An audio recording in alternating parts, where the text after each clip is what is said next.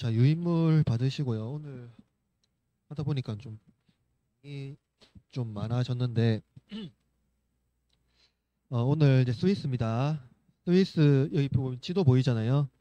지도 보이면은 이제 뭐 제가 그림 잘 못 그리지만 아무튼 스위스가 여기 있으면은 프랑스가 여기가 프랑스,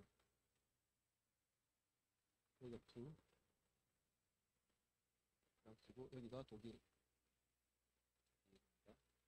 그리고 이제 프랑스 옆에 여기가 이제 스페인이거든요. 여기가 스페인이고 그래서 이제 칠리 여기가 칠리가 있고요. 제네바는 여기 있습니다. 이 스위스 본토 번호가 그러니까 모국어가 없는 거 아시죠? 스위스는 스위스어가 없거든요. 스위스에는 스위스가 없어요. 그래서 스위스에는 네 개 국어가 공용어예요. 독일어, 프랑스어, 하나가 정확히 거의 대부분 이제 거의 스위스는 거의 독일어가 거의 주로고 북부 밑에 이 제네바 이쪽에만 프랑스어를 쓰고 있습니다. 그래서 위에 독일어 지역의 츠빙글리가 이게 칠리에서 이게 사역을 했고 프랑스 지역에는 이제 탈빈이 프랑스 사람인 거 아시죠? 칼빈이 프랑스 사람인 거 아시죠? 네, 프랑스 이 제네바 여기가 이제 프랑스 여기 이제 저기 그리고 이제 여기가 신성 로마 제국이고 여기 신성 로마 제국이고 여기 스페인도 신성 로마 제국. 신성 로마 제국이라는 것은 교황권에 관여되는 지역이 이제 신성 로마 제국. 지금 첫 번째로는 이제 이 칠리 지역에 있었던 그 츠빙글리의 그 개혁을 먼저 보겠습니다. 스위스 지역이 좀 사실은 좀 범위가 많아서 이제 좀 빨리 갑시다. 스위스에서는 이제 크게 세 가지 형태의 개혁 운동이 일어나는데 첫 번째는 스위스 북부 독일어 사용 지역 아까 말했죠. 그 북부 독일어고요. 남부 독일어고 칠리 중심으로 전개된 이제 츠빙글리이고요. 둘째는 스위스 남부죠. 프랑스 제네바 중심. 셋째로는 칠리 중심으로 전개된 이제 제사리파입니다. 이 세 가지 운동이에요. 뭐 제사리 아나베티스트라고 하는데 이제 나중에 또 다 볼 겁니다. 스위스는 사실상 지금도 스위스는 중립국가라고 말하잖아요. 아시죠? 중립국가라고 하잖아요. 근데 스위스는 그때부터 자치적으로 자치 중립국이었어요. 그러니까 그러니까 뭐죠? 주마다 그 뭐냐 네, 자립 자치였거든요. 그러니까 이제 국가 통치보다는 이제 약간 좀 그런 중립국으로 그때부터 그렇게 진행이 되었습니다. 그래서 이제 사실은 종교 개혁에 있어서 스위스 지역은 조금 그러한 그 개혁자들의 좀 신앙의 자유가 좀 있었던 지역이 이제 스위스 지역입니다. 첫 번째로 이제 츠빙글리고요. 츠빙글리는 1484년 1월 1일 날 그 세인트 갈리라는 이제 주에서 태어났는데요. 부르트라는 도시의 이제 빌트하우스 농부이자 그 이제 행정석이 이제 그 섬으로 태어났습니다. 근데 뭐 다른 거는 남겨두고 이 츠빙글리의 특징이 있는데요. 츠빙글리는 음악을 굉장히 잘했습니다. 음악이 엄청나게 그러니까 악기를 굉장히 잘 다뤘고 뭐 작곡까지 할 수 있을 정도로 악기에 탁월한 재능이 있었던 사람입니다. 그리고 이제 그는 이제 사실은 이제 종교개혁자들이 보면 대부분 인문주의자한테 영향을 많이 받았거든요. 인문주의 영향을요. 많이 받았고 그리고 이제 에라스무스 이제 그 암스테르담 네덜란드에 있는 출신의 이제 에라스무스라는 아주 유명한 인문학자가 있는데 그에게 영향을 또 받았습니다. 또 그리고 인문주의는 또 루터의 교회 개혁 기본 이념과 같이 하거든요. 약간 좀 어느 정도 맥락이 있습니다. 하나 하나 뭐 교양을 하나 같이 듣면은 그 에라스무스는 그 사생아입니다. 그러니까 그 아버지가 누군지 몰라요. 그 수녀의 아들인데 그 아버지가 누군지 모릅니다. 그러니까 이제 어릴 때부터 그냥 그 수도원에서 자라난 그 인물인데 그 인문주의자가 됐습니다. 자, 두 번째 목회 활동입니다. 1506년에 신부가 이제 츠빙글리가 신부가 됐죠. 당시에는 이제 지금도 이렇지만은 그 우리는 그 교회 안에 교구가 따로 있잖아요. 그래서 사실은 교구 목사는 보통 이제 부목사가 이제 교구 막 이렇게 하나씩 하는데 원래라면 교회는 교구 목사가 하나의 교구 그러니까 뭐냐면은 예를 들면 천주교 이렇게 하고 있거든. 천주교회는 다 그냥 교회인데 교회 이름이 다 지역 이름이잖아요. 그게 교구거든요. 교구. 그냥 하나의 교구입니다. 그래서 대부분 이제 하나의 담당 교회가 교구 목사라고 부릅니다. 교구 사제를 하고요. 10년간 이곳에서 사역하면서 이제 츠빙글리의 또 특징 하나가 뭐냐면은 그는 군사였어요, 군사. 그러니까 오늘날 말하면 이제 군목이라고 하잖아요, 군목. 종군 신부로 이제 부임했고, 그러면서 이제 이 츠빙글리가 용병 제도에 대한 문제점을 이제 많이 알게 됩니다. 왜냐면은 그 스위스 지역에는 스위스는 예전부터 그 자립할 수 있는 어떠한 경제적인 시스템이 없었거든요. 그래서 스위스가 그 뭐냐 무엇으로 경제 활동을 했냐면 용병 제도로 했습니다. 용병 제도. 그러니까 프랑스, 독일 이런 데로 뭐 했습니까? 용병을 수출하면서 그것으로 이제 경제 활동을 했거든요. 우리가 알고 있는 교황청의 용병들을 다 스위스 사람들이잖아요. 스위스 용병들이잖아요. 그죠? 그렇습니다. 그래서 근데 그러면서 이제 츠빙글리가 왜 스위스인들이 로마나 프랑스를 위해서 생명을 바쳐야 하느냐라는 문제를 제기했고, 1515년부터 용병에 반대하는 설교를 제기했습니다. 이거부터가 사실은 개혁의 시작이에요. 왜냐면은 용병 제도 자체가 이제 그때 당시에 용병 제도가 이제 그 로마 제국의 어떤 군사력을 확보했는 건데 그것부터 반대했으니까요. 이로부터 츠빙글리는 교회와 사회의 현실을 이제 인식하게 됩니다. 1516년 4월부터 이제 18년까지 순례자의 중심이자 마리아 숭배의 중심지로 알려진 아인치텔론의 수도원에서 사제로 일하면서요. 이때부터 이제 공로 사상과 선행에 의한 구원 교리 그리고 면제부의 부당성을 보았고, 이때부터 면제부의 해악에 대한 이제 설교를 시작합니다. 이런 이유로 츠빙글리의 종교개혁이 1516년에 시작됐다고 볼 수 있는데, 루터가 이제 수도원에서 이제 루터는 이제 사실은 이제 그 대학에서 피텐베르그 대학에서 학생들을 가르치면서 개혁을 이끌었다면, 이렇게 개혁의 어떠한 것들을 알았다면, 츠빙글리는 현장에서 그러니까 목회자로 활동하면서 이제 배웠다 하는 것이 좀 차이입니다. 그리고 이제 사실은 츠빙글리가 이제 1516년에 있을 때 이미 츠빙글리도 개혁에 대한 어떠한 획기적인 바람이 있었고, 근데 루터가 그 해에 95년이면 이제 10월 30일 날 붙이거든요. 근데 아주 신기한 게 뭐냐면 우리는 그냥 루터에서 시작됐다고 보잖아요. 맞아요. 근데 루터에서 시작되긴 했는데 그때 아마 종교개혁의 흐름이 모든 지역에서 움트고 있었어요. 그러니까 루터가 아니더라도 개혁은 일어났을 겁니다라고 보는 거죠. 루터가 아니더라도 누군가에 의해서는 개혁이 만들긴 하죠. 왜냐면은 그 전부터 이미 체코 프라하의 후스랑 영국의 존 닥터 말고 하여튼 영어 성경 번역한 분들이 있는데, 그러면서 이미 개혁의 바람이 일어났고 100년 전부터. 그러면서 일단 루터가 아니더라도 반드시 개혁은 일어났을 어떤 상황과 환경은 맞았다. 그래서 1918년 10월 말에 츠빙글리는 보다 영향력을 행사할 수 있는 이제 7위 대성당으로 이제 가게 되고요.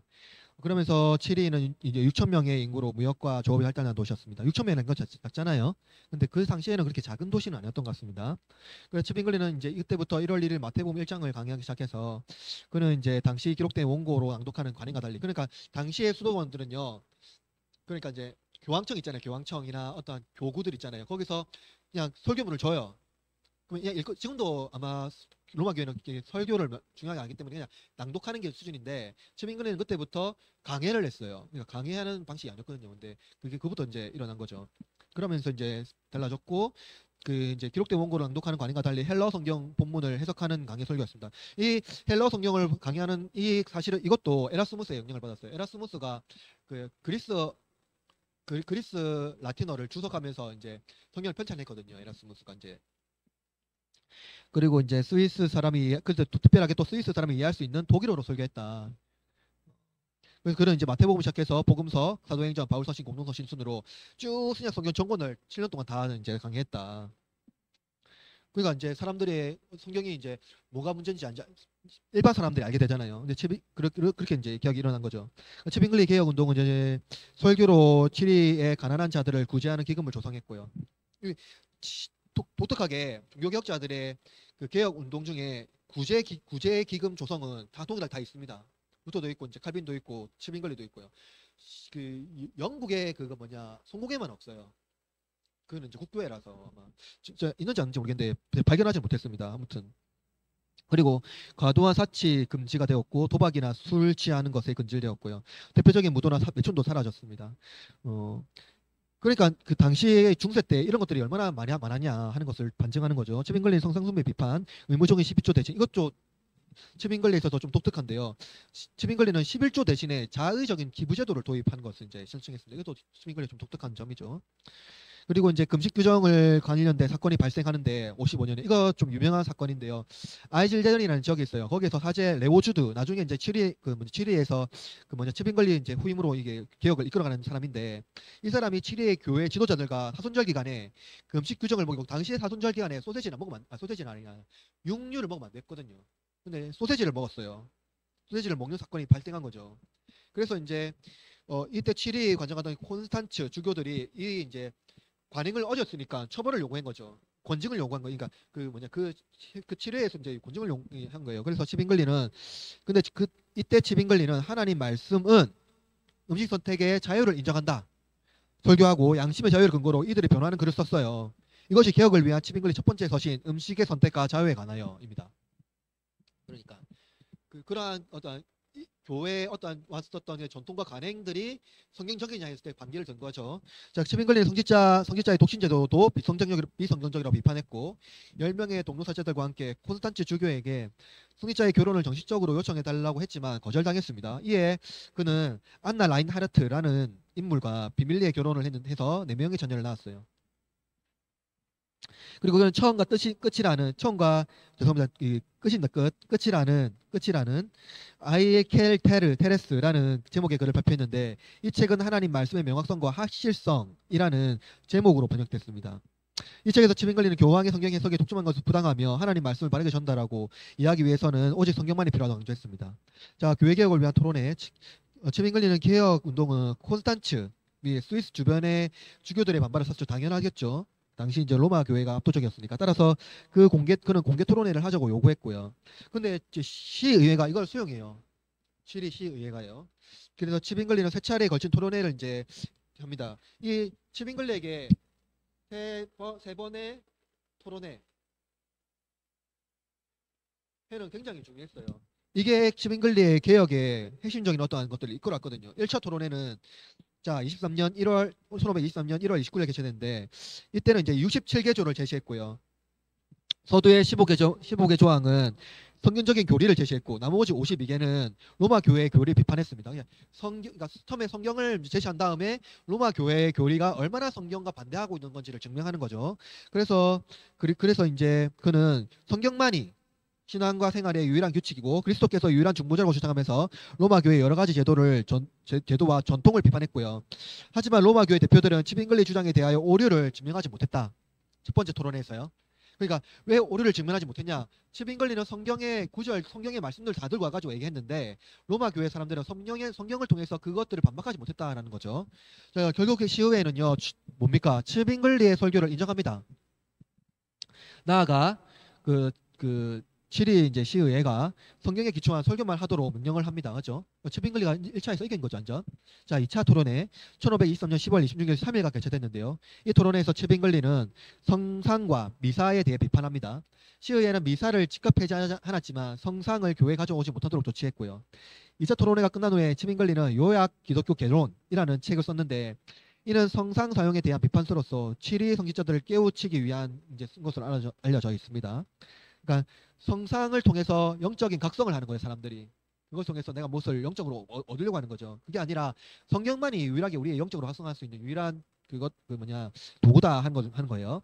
자, 3차 토론회 1524년 1월 19일에 2일 개최됐는데 당시 성상과 성상 제도에 대하여 장시간 토론했는데 로마 교회 대표인 루돌프 호프만은 이제 이 사람도 아주 전통적인 이제 로마 교회 신학자인데 교회 전통이나 교부 문서, 중세 스콜라 신학의 문서, 교회법 등 성경에 박혀 있는 자료를 다 제시해요. 그래갖고 성상에 어떻게 해야 되는지, 왜 그것들이 신자의 어떤 삶에 유용한지 설명했지만 정작 성경의 근거를 제시하지 못합니다. 그죠? 따라서 시의회는 또 칩잉글리의 성상 폐지론에 따라서 성상을 철거하게 됩니다. 이제 2차 토론에서 성상은 남겨놨는데 3차에서 이제 철거하게 되는 거죠. 그러니까 1차, 2차, 3차에서 칠리를 완전 기억하는 게 이제 됩니다. 칩잉글리가. 자, 5번에 이제 근데 개혁을 하는데 항상 개혁을 하면서 급진 세력파가 일어납니다. 급진파가. 자, 세 차례의 토론에도 불구하고 그러니까 보통 이 정도 하면은 개혁이 잘 진행됐다고 보는데 어떤 이들은 이 개혁이 미진하다고 보는 거죠. 이들은 아마 대부분 이제 급진 세력파입니다. 급진 세력파. 지붕근리 개혁에 동참했던 일부 사람들이 불만을 품고 과격한 개혁을 추진합니다. 급진적으로. 대표적인 사람으로는 이제 폴란드 그레벨, 펠리드 반츠라는 이분인데 이 인물이 누구냐면 이제 제세례파의 이제 그 사람들이에요. 이들은 특히 유아 세례가 성경적인 근거가 없다고 주장하면서 성인이 된 후 신자의 세례를 통해 자유교회를 설립했다고 주장했기 때문에 이들은 보통 제세례파라고 합니다. 안나베티스트라고 하죠. 여러분 그 뭐냐 유아 세례 인정하는 교단이 뭔지 어딘지 아세요 혹시? 유아 세례 인정하지 않는 교단. 예. 예, 침례교 유아 세례 인정 안 합니다. 사도신경을 전통 신앙으로 받아들일까 안 받아들일까요? 안 받아들여요. 그 전통이 여기 있거든요. 네. 근데 그 유아 세례가 왜 중요하냐면 유아 세례를 통해서 하나님 언약 백성이라는 걸 인치는 거고 인침을 통해서 부모가 하나님 앞에서 내가 이 자녀를 신앙으로 잘 양육하겠습니다라는 선언이 포함되어 있기 때문에 유아 세례 우리 장로교에서는 인정합니다. 자, 그래서 제세례파는 유아 그 말했고요.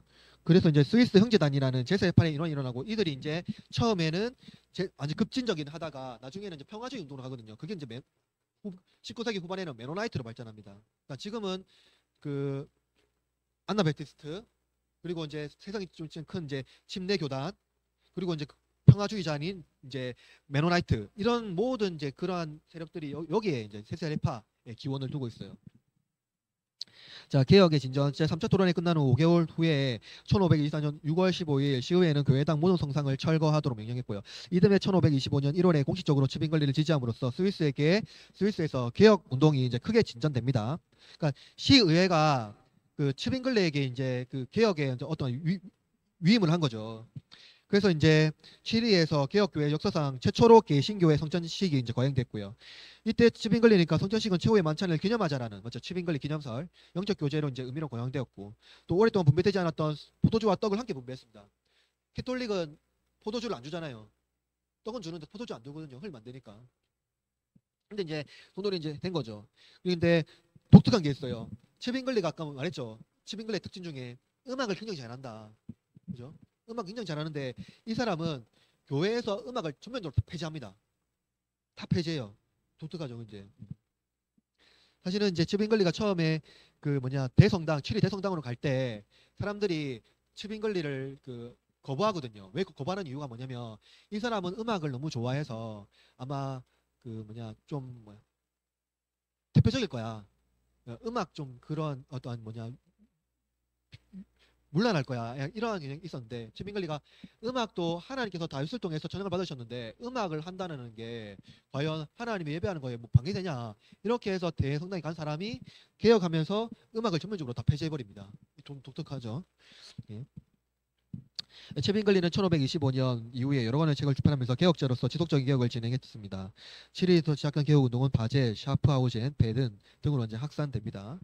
근데 이제 갈등이 일어나요. 스위스 자치주로 구성되었기 때문에 맞죠? 스위스는 자치주예요. 그래서 만약에 한 지역에 개신교라면 다른 지역은 뭡니까? 국교일 가능성이 있죠. 다 똑같이 안 하는 거죠. 그래서 신교와 국교 간의 갈등이 지주에 의해서 발생됩니다. 주로 산유적에 속한 주들이 로마 교회에 남아 있기를 원했고요. 이러한 갈등 긴장되었고 내란이 이제 불가피하게 돼요. 이제 스위스 내란이 일어나거든요. 나중에 이러한 1524년 4월 취리 개혁 운동의 종교적인 위협을 느낀 산림주 스피츠 우르 우데발덴 주 루체른 등은 로마 교회 신앙을 수호하기로 결의합니다. 그래서 이제 비켄라이드라는 동맹을 체결하거든요. 비켄라이드. 이런 종교적 문제와 치리의 영향이 자꾸 성장하니까 그걸 자꾸 경계하는 거죠. 영향이 크면 안 되니까. 그러면서 치리는 이들의 동맹에 중대한 위협을 느끼고 치리를 비롯한 찌빙글리 지지하는 콘스탄츠, 세인트갈, 스트라스부르 그리고 베른, 베제, 샤프하우젠 등 이제 기독교 연맹을 체결합니다. 이건 무엇을 뜻하는 걸까요? 종교 전쟁을 뜻하는 거예요, 맞죠? 이러면서 이제 군사 동맹이 이제 체결되면서 치리는 1527년 6월 8일 날 로마 교회를 지지하는 주들에게 선전포고를 하고요. 전쟁을 치려고 하는데 다행히 직전에 화해가 이루어졌고요. 이때 체결된 조약이 1차 펠른 예 카펠입니다. 카펠입니다. 카펠 평화 조약입니다. 카펠 평화 조약입니다. 이로써 로마 교회를 지지하는 주에서도 개혁적인 설교를 할 수 있게 되었지만 실행되지 못했어요. 평화가 아주 일시적이었기 때문이에요. 왜냐면은요, 로마 교회를 지지하는 주들이 당시 이제 뭡니까? 황제가 있잖아요, 황제. 이 황제가 누구냐면은 당시 황제는 황제는 그러니까 황제 외, 그러니까 신성 로마 제국 외에 프랑스 또는 뭐 프랑스나 영국이나 이런 것들 이런 나라들은 황제라고 했을까요? 그냥 국왕이라고 했을까요? 국왕이에요, 국왕. 황제는 그 로마 제국 황제밖에 없어요. 그죠? 왜냐하면 로마 제국 황제는 누구의 그 입회하에 대관식을 거행할까요? 교황이요, 교황. 교황이 대관식을 거행하거든요. 나머지는 다 영국에도 국왕이고 그 뭐냐 프랑스도 국왕입니다. 그래서 이제 카를 5세가 이제 카를 5세는 당연히 어디입니까? 신동로마 제국이니까 이 황제는 그러니까 황제는 이제 이거는 이 황제라는 이 호칭은 313년 콘스탄티누스부터 거슬러 올라가면은 적대요. 근데 콘스탄티누스가 기독교를 공인하잖아요. 그때부터 황제가 무엇을 하나 더 권위를 가지게 되냐면 황제가 교회를 수호하는 이제 인물이 돼요. 교회를 지켜야 되는 인물이 됩니다. 그러니까 카를 5세도 뭡니까? 카를 5세도 이 교회는 뭡니까? 로마 교회죠. 로마 교회를 수호해요. 그래서 이때 살림주들이 그러니까 로마 교회 연맹을 가졌던 그 살림주들이 이제 카를 5세에게 이제 도움을 요청합니다. 카를 5세가 그것을 수용하고 전쟁을 일으켜요. 그래서 그때 어떻게 됩니까? 로마 교회가 이제 스위스에서 이겨요. 이러면서 이제 제2차 제2차 그 뭡니까? 카펠 평화 조약이 이제 일어나는데 그러면서 그때 쯔빙글리가 이제 전사하고 이제 취리에서 이제 사실은 개혁 그 뭐냐 개혁이 이제 거기서 이제 멈춰요. 그러면서 이제 취리가 이제 그 상태에서 이제 멈추면서 뭡니까? 더 이상 개혁이 더 이상 번지지는 않고 딱 거기서 이제 딱 멈추고 이제 더 이상 발전이 안 되는 거죠. 예. 그래서 이제 츠빙글리가 죽은 후에 스위스 개혁 운동은 레오주드와 블링거에 의해서 이제 결성되고 있습니다. 그렇죠?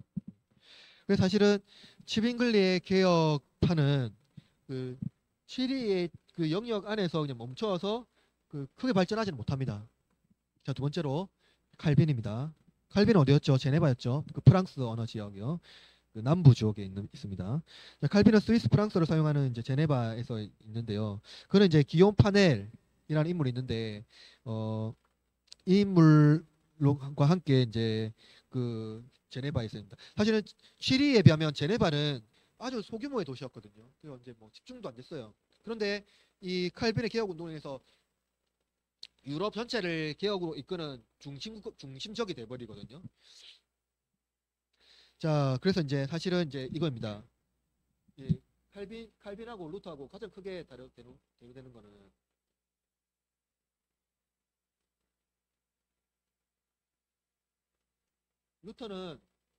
루터의 종교개혁의 핵심은 구원론이에요. 구원론. 칭의죠, 칭의. 구원 어떻게 구원을 받는가? 그러니까 하나님의 의로 예수 그리스도의 의의 전가로 구원받는 거죠. 근데 칼빈은 여기서 멈추지 않죠. 이제 여기 칼빈의 신학의 핵심은 종교개혁의 신학의 핵심은 성화론입니다. 성화론. 구원받은 백성이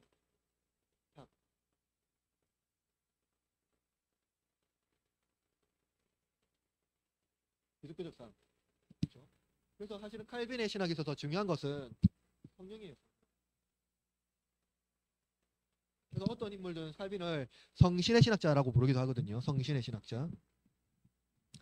자, 이제 개혁적 칼빈의 생애는 이제 읽으면 되는데 간단한 것만 얘기할게요. 칼빈의 어머니는 칼빈이 6세 때 그 당시 유럽의 패스트로 인해서 세상을 떠납니다. 그래서 칼빈은 사실은 어렸을 때 그렇게 행복한 시대를 못 보냈거든요. 왜냐하면 칼빈의 어머니가 죽고 나서 아버지가 바로 이제 재혼을 한 것으로 알 수 있습니다. 그런데 칼빈은 어릴 때부터 루터나 칼빈이나 이런 인물들은 타고난 천재 기질이 있습니다. 왜냐하면 어릴 때부터 일단은 유럽 사회에 있었기 때문에 라틴어를 미리 배웠고요. 인문주의 당연히 이 인물도 인문주의 교육을 받습니다. 근데 특별히 이 사람은 몽테기 학교라고 있는데 거기 학교의 출신인데 거기 이제 에라스무스가 졸업했거든요. 그러니까 당연히 그 에라스무스의 영향도 깊이 받습니다. 그래서 이 칼빈은 그 인문주의 영향과 그 라틴어와 그 그리스어 이러한 언어의 그 것들을 많이 받습니다. 그리고 특별히 칼빈은 어렸을 때 아버지가 그 칼빈이 성직자가 되기를 원했는데 아버지가 이제 그 교회 성직자들과 갈등을 일으키거든요. 그러면서 출교를 당합니다. 그래서 이제 칼빈의 아버지가 처음에는 칼빈이 성직자가 되기를 원했지만 그 출교 당함으로써 안 되겠다, 법률가가 돼야 되겠다고 법률가로 전향을 하기를 바랍니다. 그래서 칼빈도 아버지의 뜻에 따라서 법률을 배우거든요. 그러니까 법학을 배워서 법학자로 가려고 합니다. 그래서 법학을 배우기 위해서 오클레앙 대학으로 이제 가고 이 학교에서 칼빈은요 볼마르라는 유명한 교수를 만나는데 그에게서 그리스어를 배웁니다. 그리고 1년이 지나 1527년 가을에 칼빈은 부르주 대학으로 옮겨가는데 왜냐면은 볼마르 교수가 옮겨갔기 때문에 따라서 옮긴 거예요. 그러니까 그 유명한 교수를 따라서 이제 학생들이 이제 칼빈이 이제 같이 간 거죠. 그러다 칼빈 아버지가 1531년 5월에 사망하고 1532년 다시 칼빈은 오클레앙 대학으로 다시 돌아옵니다. 가서 1년 정도 지내다가 그는 이제 포르테 대학에 정착하는데 거기서 이제 다시 히브리어를 배웁니다. 그러니까 칼빈은 보세요. 처음에 이제 인문주의 운동을 배웠고 법률을 공부했고 그리고 이제 라틴어랑 그리스어랑 그리고 이제 히브리어를 이제 습득하게 됩니다. 그러면서 여러 가지 이제 언어와 인문학 이러한 법학 이런 것들을 많이 배우거든요. 배웁니다. 자, 두 번째는 이제 개혁자의 길로 이제 뻗드는데 1532년 4월에 스토아 철학자 유명하죠. 그 세네카가 스토아파의 그 핵심적인 인물이거든요. 근데 그 사람이 쓴 이제 관용론이라는 책이 있는데 그 세네카의 관용론을 주석한 책을 출판합니다. 칼빈이 첫 번째로 한문적인 책을 출판한 거거든요. 근데 이 책이요 완전히 실패해요. 예, 어떤 기록에 따르면 한 권만 팔렸다고 말합니다. 한 권만. 칼빈이 샀을까요? 아무튼 한 권만 팔렸답니다. 그래서 이 책이 출판된 뒤에 18개월이 지나서 이제 1533년 11월 초에 칼빈생의 결정적인 전환점이 이제 발생하는데요. 그게 뭐냐면 몽테기 대학에서 알고 있던 니콜라스 콥이라는 인물이 있는데 그 인물이 이제 11월 1일 모든 성직자의 날이거든요. 그날에 이제 고위성직자 앞에서 기독교 철학과 마태복음 5장 3절의 이제 근거로 복음과 율법에 대한 비판적인 그 연설을 했는데 이게 문제가 됐어요. 그러니까 칼빈이 인문주의 운동을 받았고 그 당시에 또 개혁적인 어떠한 영향을 받고 그 유럽 사회 그런 상황들이 있었기 때문에 그 연설에 개혁적인 어떠한 연설물이 이제 포함되어 있었나 봐요. 그래서 이제 사실은 그것 때문에 니콜라스 콥이 신문을 받게 되고 그러면서 니콜라스 콥이 연설한 그 연설문에 칼빈이 기여했다라는 어떠한 것들이 있어서 칼빈도 떠나지 아니하면 체포되게 됐거든요. 그래서 칼빈이 앙굴렘이라는 지역의 지인의 집에 은신했고요. 놀라운 사건은 그때 이제 기독교 강요를 구상했다고 합니다. 그쯤에서 이제 칼빈은 성직록 즉 사제가 되는 길을 이제 포기합니다. 그래서 이제 이런 여정을 통해서 칼빈이 개신교 신앙을 가지게 된 것으로 이제 보여지는 거죠. 그러니까 어릴 때부터 인문 교육과 언어와 이런 것들을 배우고 그리고 여러 가지 것을 배우면서 그 개혁의 어떠한 그 실마리를 이제 펴게 되는 거예요. 그리고 이제 이 무렵에 프랑스는 종교적인 갈등이 심화되었고요. 루터의 작품이 아마 국경을 넘어서 아마 다 해람된 것으로 보입니다. 아마 칼빈도 아마 해람했겠죠. 아마 해람했을 거고 아마 그 주위에 여러 가지 영향들을 받았습니다. 그러니까 칼빈이 해람하지 않았더라도 직간접적으로 영향을 받았다 하는 것을 알 수 있어요. 자, 1534년 10월 18일에는 벽보 사건이 일어나는데 이는 로마의 하체설 교리를 반대하는 것이면서도 동시에 개신교도들의 공개적인 저항이 일어납니다. 이때 프랑스와 1세인 프랑스 국왕이 개신교도를 탄압하기 시작하고요. 칼빈은 탄압을 피해서 이제 파리를 떠나서 스트라스부르로 거쳐 바네로 갑니다. 이제 이게 스위스죠. 갑니다. 이때가 1535년 1월이고요. 자, 이제 기독교 강요의 집필이 일어납니다.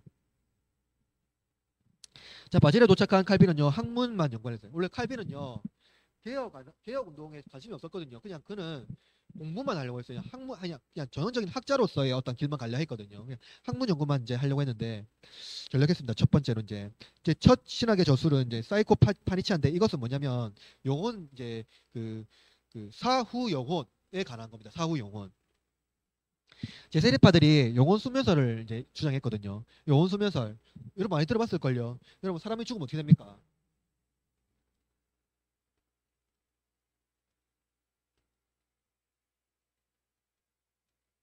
여러분 이 영혼 수면설이 뭐냐면 영혼 보세요.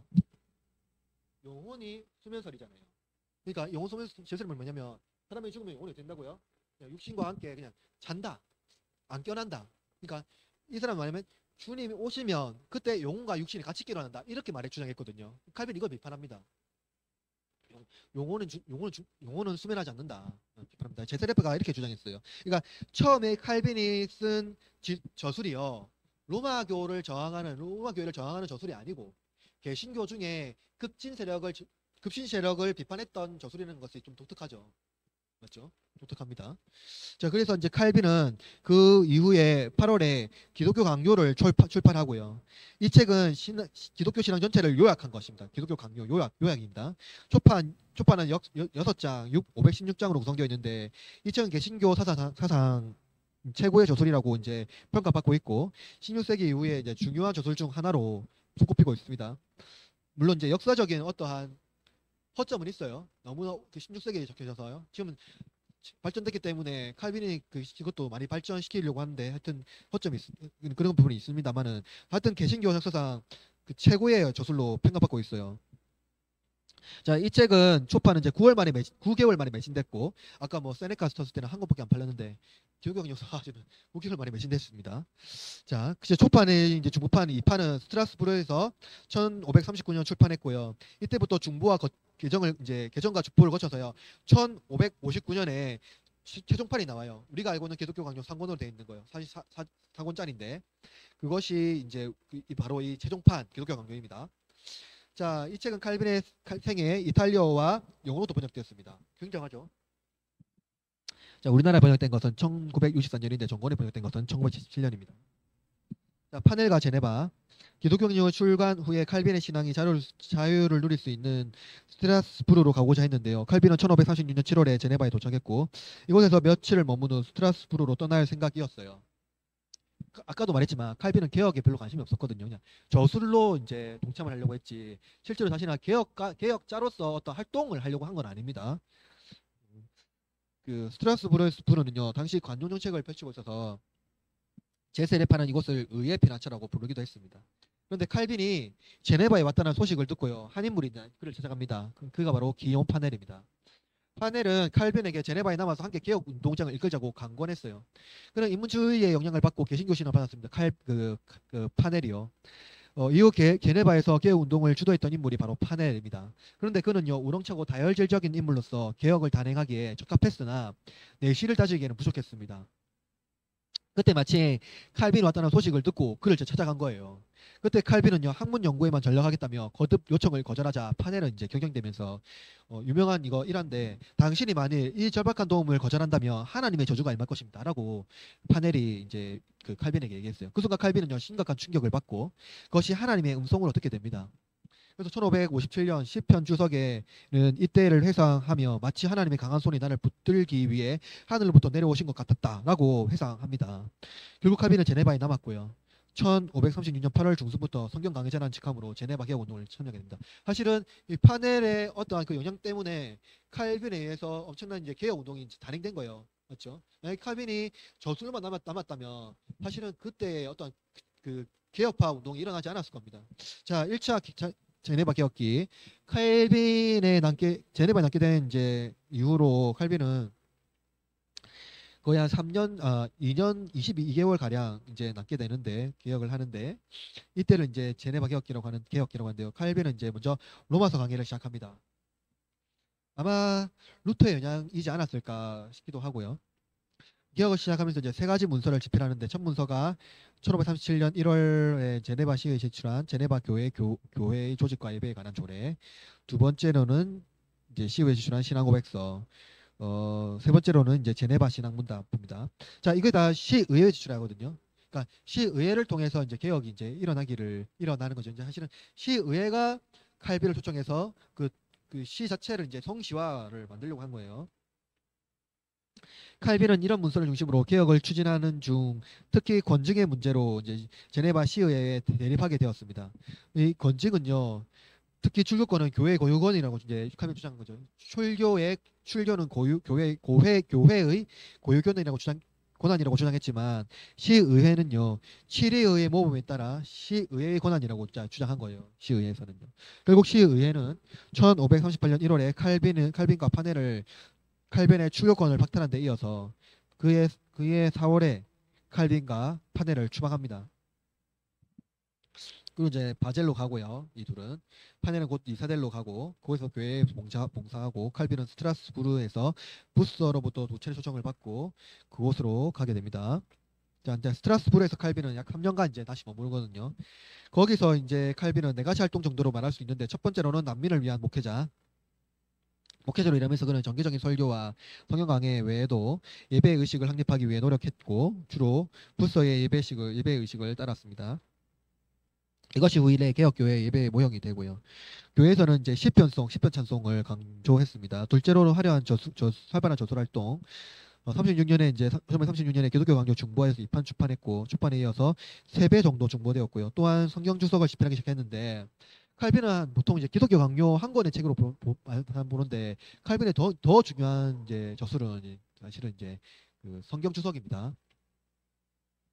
그리고 로마서를 이제 쓰기 시작했고요. 성경 주석을 이는 이제 그 평생 계속했는데 요한계시록을 제외하고는 모든 성경을 주석했습니다. 우리가 오해하는데 칼빈은 요한계시록 어려워서 못했냐? 아니라 시간이 없어서 못했습니다.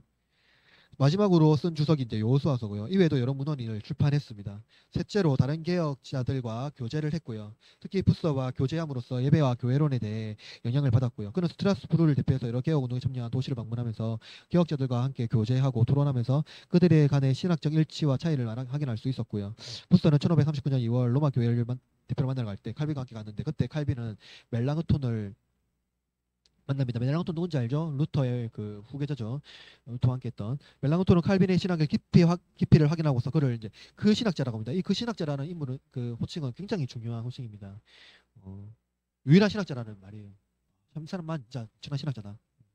자, 실제로 칼빈은 이곳에서 파넬의 주례로 결혼했고요. 21세가 되던 1540년에 8월에 이제 결혼했는데 그 아내는 미망인이었습니다. 부인은 제사레파 교도였으나 칼빈의 인도로 개혁교회로 돌아왔고요.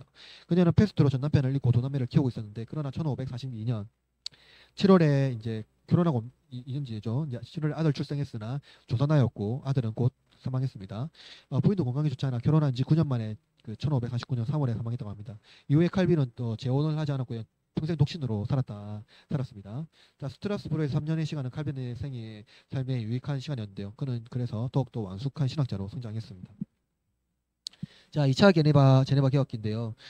칼빈이 제네바를 떠난 3년 동안에 제네바가 아주 혼란과 무지수가 팽반했고요. 사회적으로는 많은 문제가 야기되었고요. 그래서 이제 결국 칼빈을 다시 이제 소환하기로 시의회가 결의합니다. 근데 칼빈은 안 돌아가려고 하죠. 다시 여기가 너무 좋은데 가면은 또 여러 가지 또 그 개혁을 해야 되니까 쉽지 않았습니다. 사실은. 근데 41년 2월 파넬의 편지를 이렇게 쓰거든요. 제네바의 돌들이 오라고 부르짖을 때까지 기다리겠느냐라고 또 파넬이 질책하자 이번에도 칼빈은 파넬의 경고를 듣고 제네바로 돌아가기로 결심합니다. 자, 시의회는 이제 칼빈의 추방을 취소하고 이제 칼빈이 이제 평생 동안 이제 이 제네바에서 이제 사역을 하는데 23년간 일했습니다. 이것이 이제 2차 개혁기라고 하고요. 그 개혁하면서 이제 정리를 하면은 첫 번째로 교회 규정.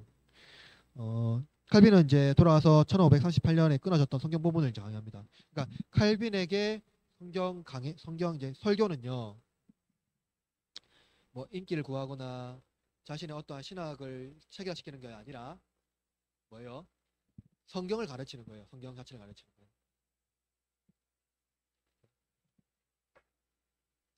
칼빈은 조속히 제네바 교회를 조직하고 개혁을 이끌기 위하여 교회 헌법이라고 할 수 있는 교회 규정을 작성했고요. 시의회는 이를 조금 수정하고 문서로 채택했습니다. 이 문서에는 신약성경 원리에 따라서 네 개의 직분, 곧 목사, 교사, 장로, 집사를 두었고요. 이 네 개의 직분을 정하신 하나님 정하신 직분이라고 했습니다. 그래서 항종직이라고 하죠. 항상 있는 직분. 그러니까 뭐 어, 종신직이 아닙니다. 그러니까 한 사람이 직분 받으면 평생 이 직분을 그냥 죽도록 한다 이게 아니라 하나님께서 정해진 직분, 예, 직분만 있는 겁니다. 사람이 아니고 직분만요. 직분만. 그러니까 그 직분을 수행하지 않으면은 그 직분이 없는 거죠. 자, 그래서 목사는 하나님 말씀을 설교하고 성례를 집행하면서 교사는 목사는 이제 하나님 말씀을 설교하고 성례를 집행하는 것이 목사고요. 교사는 자격 있는 목사를 양성하고 신앙 교육을 하는 겁니다. 그래서 우리가 이 교사는 사람들이 오해해서 교회 학교 교사라고 보는데 아닙니다. 신학 교수입니다. 신학 교수. 교사는 자격 있는 목사를 양성하는 거고 신앙 교육을 하는 겁니다. 장로는 시민생활을 감독하고 그릇된 행동을 사랑으로 징계하고 바른 길로 인도하고 집사는 가난한 사람을 돕고 병원을 운영하는 것입니다. 칼빈은 국가 또는 정치의 독립성을 인정하면서 이를 교회와 긴밀한 관계 아래 두었고요. 또 제네바시를 하단의 교회 구조로 이해한 것입니다. 감독회입니다. 칼빈의 교회 헌법과 새롭게 손질한 시민법에 따라서 제네바시의 질서를 유지하고 시민생활 감독을 정화하기 위해서 시민생활의 감독을 정하기 위해서 목사와 장로를 구성된 감독회를 만들었는데 이것을 종교법원 혹은 칠의법원이라고 하는데요. 이것은 오늘날 당에 해당합니다. 자, 감독회는 12명의 목사와 12명의 장로로 구성되어 있는데 교회에 속한 칠의기관이므로 이곳에는 권징과 수찬정지와 파문까지였습니다. 그 이상의 권징은 제네바시의 법에 따랐습니다. 기록에 따르면 제네바시는 처음 5년간 56명의 사형과 78건의 추방을 선고했습니다. 이막 무시무시하다 볼 수 있는데 이 중세시대로 이해해야 됩니다. 중세시대. 오늘날 개념으로 이해하면은 복잡합니다. 중세시대 개념으로 이해해야 돼요. 사실은 그렇지만은 여러분 로마 교회에서 화형하고 그 뭐냐 추방하고 했던 것들은 얼마나 될까요? 셀 수 없어요. 될 수 없습니다. 이로 인해 제네바시의 도덕과 풍속이 향상되고 도박, 무도회, 음행이 현저히 줄어들었습니다. 이에 그러나 반대하는 이들이 있었습니다. 그들은 칼빈이 제네바 복귀를 주기차게 주장했던 시의회의 의원 페렌과 그 일파입니다. 이들은 칼빈의 계획에 여러 가지 반대했고요. 참 아이러니한 게 오라고 한 사람이 오히려 극심한 반대가 될 수가 있습니다. 왜냐면은 처음에 요청했을 때 그 사람을 그러니까 권위를 가지려고 그러니까 본인의 그 사람을 통해서 권위를 가지려고 요청했는데 그 권위가 자기가 쉽게 안 되니까 이제 또 거절하기도 합니다. 그러니까 인간이라는 게 좀 그렇죠. 권위에 따라서 움직이고 굴복되는 면이 있습니다. 자, 청소년 신앙 교육서 배모범입니다. 칼빈은 청소년 신앙을 위한 모범으로 신앙 교육서를 작성했습니다. 이거는 이제 스트라스부르에서 목회할 때 사용했던 것과 마찬가지고요. 칼빈에 반대하는 사람들은 아까 말했던 것처럼 배행 일파고 뭐 그런 인물들이 있습니다. 간단하게만 얘기하면 이들 중에는 이제 양태론이 있습니다. 양태론이 뭐냐면은 그 삼위일체를 군주 신론으로 이해하는 거거든요. 정확히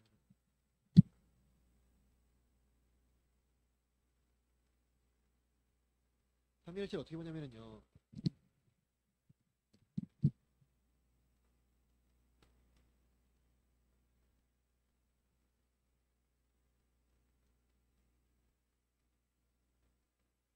아버지, 아들, 성령 이렇게 해가지고 한 몸인데 머리 세 개 달린 거. 주로 이제 말하는 거. 사실은 이게 아니 이렇게 해석해서 야 삼일체는 이렇게 비판해요. 야 너네 뭐한 몸에 머리 세 개 달린 거 아니가 이렇게 했는데 사실은 이들이 주장하는 거는 그런 테러니까. 이게 뭐냐면 군주신론인데 뭐냐면은 하나님은 한 분이시기 때문에 성자도 하나님, 성령도 하나님. 그러니까 성부밖에 없다. 이렇게 말한 건 주장과 똑같아요. 그것도 사실은 이미 초대교회에 다 비판되었거든요. 그러니까 이들이 잘못 이해하는 게 니케아 종교회의는 콘스탄티누스가 주도했지만 그것을 운영했던 사람들은 교부였고 그 신학자들이었기 때문에 그런 영향이 없습니다. 다 이제 다 철저하게 삼위일체를 교리를 이제 이끌어간 거죠. 마지막 정리합니다. 제네바 아카데미에 설립된 이제 후계 나날들이 있는데 그것이 뭐냐면은 칼빈은 개혁 운동을 빼놓을 수 없는 것은 제네바 아카데미의 설립이에요. 왜냐면 이제 지금 제네바 아카데미가 지금 뭘로 바뀌었을까요?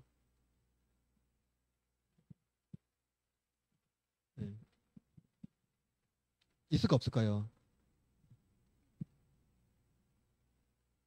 제네바 아카데미요. 제 8번 밑에 칼빈 개혁운동이 제네바 아카데미 설립했는데 아카데미가 뭡니까? 예? 예, 제네바 대학교요. 지금 제네바 대학교로 남아 있습니다. 남아 있고 이것은 이제 당시 신학자들을 양성하는 기관으로 이제 했거든요. 그러니까 법률과 신학 그러고 이제 여러 가지 기관들을 이제 했고요. 그러면서 당시에 이제 개혁 교회를 이제 양성하는 최고의 기관으로 이제 성장한 거죠. 그래서 칼빈이 유명한 말을 해요. 여러분은 통나무를 보내주십시오. 우리는 불붙는 장작을 보내드리겠습니다.